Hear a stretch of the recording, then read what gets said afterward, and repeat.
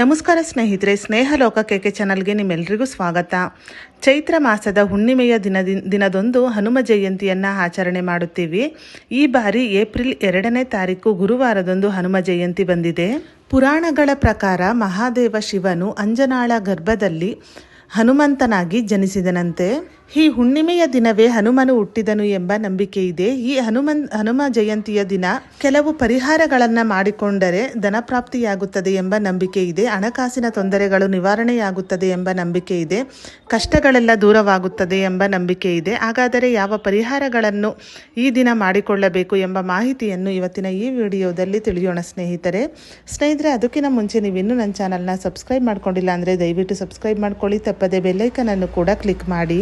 ಹಣಕ್ಕೆ ಸಂಬಂಧಪಟ್ಟ ಸಮಸ್ಯೆಗಳು ಏನಾದರೂ ನಿಮ್ಮಲ್ಲಿ ಇದ್ದರೆ ಅಂಥ ಸಂದರ್ಭದಲ್ಲಿ ಹನುಮ ಜಯಂತಿಯ ದಿನದಂದು ಆಂಜನೇಯನಿಗೆ ಮಲ್ಲಿಗೆ ಎಣ್ಣೆಯಿಂದ ದೀಪವನ್ನು ಹಚ್ಚಿ, ಇದರಿಂದ ಹಣಕಾಸಿನ ಸಮಸ್ಯೆಗಳು ದೂರವಾಗುತ್ತವೆ.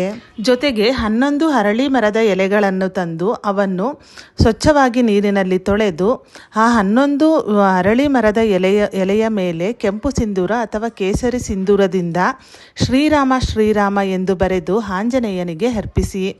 ಅರಳಿ ಮರದ ಎಲೆಗಳು ಸಿಗದ ಪಕ್ಷದಲ್ಲಿ ವಿಳೆದೆಲೆಯನ್ನು ಕೂಡ ತೆಗೆದುಕೊಂಡು ಅದರಲ್ಲೂ ಕೂಡ ವಿಳೆದೆಲೆಯ ಮೇಲೂ ಕೂಡ ಶ್ರೀರಾಮ ಶ್ರೀರಾಮ ಎಂದು ಬರೆದು ಆಂಜನೇಯನಿಗೆ ಅರ್ಪಿಸುವುದರಿಂದ ನಿಮ್ಮ ಎಲ್ಲ ಕಷ್ಟಗಳು ದೂರವಾಗುತ್ತವೆ.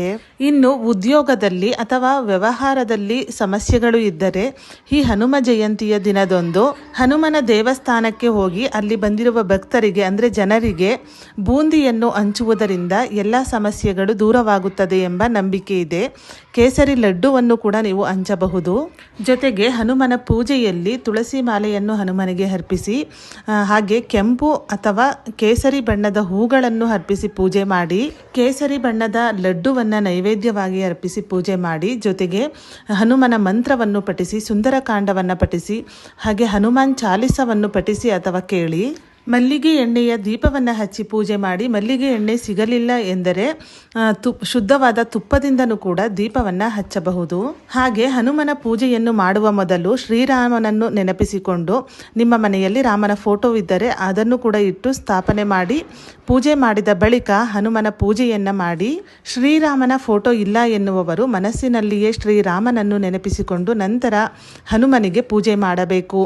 ಶ್ರೀರಾಮನನ್ನು ಸ್ಮರಿಸಿ ನೀವು ಪೂಜೆ ಮಾಡಿದರೆ ಮಾತ್ರ ಈ ಒಂದು ಪೂಜೆ ಸಂಪೂರ್ಣವಾಗುತ್ತದೆ. ಸ್ನೇಹಿತರೆ, ಈ ವಿಡಿಯೋದಲ್ಲಿ ಹನುಮ ಜಯಂತಿಯ ದಿನ ಯಾವ ಪರಿಹಾರಗಳನ್ನು ಮಾಡಿಕೊಳ್ಳಬೇಕು ಎಂಬ ಮಾಹಿತಿಯನ್ನು ತಿಳಿಸಿದ್ದೇನೆ. ಇವತ್ತಿನ ಈ ವಿಡಿಯೋ ನಿಮಗೆ ಇಷ್ಟವಾದಲ್ಲಿ ವಿಡಿಯೋನ ಲೈಕ್ ಮಾಡಿ, ಹಾಗೆ ನಿಮ್ಮ ಫ್ರೆಂಡ್ಸ್ ಆ್ಯಂಡ್ ಫ್ಯಾಮಿಲಿಗೂ ಈ ವಿಡಿಯೋವನ್ನು ಶೇರ್ ಮಾಡಿ. ಇದೇ ಥರದ ಮತ್ತಷ್ಟು ಮಾಹಿತಿಗಾಗಿ ಸ್ನೇಹಲೋಕ ಚಾನಲ್ನ ಸಬ್ಸ್ಕ್ರೈಬ್ ಮಾಡಿಕೊಂಡು ಸಪೋರ್ಟ್ ಮಾಡಿ. ಕೊನೆ ತನಕ ವಿಡಿಯೋ ನೋಡಿದ ಎಲ್ಲರಿಗೂ ಧನ್ಯವಾದಗಳು. ಸರ್ವೇ ಜನ ಸುಖಿನೋ ಭವಂತು.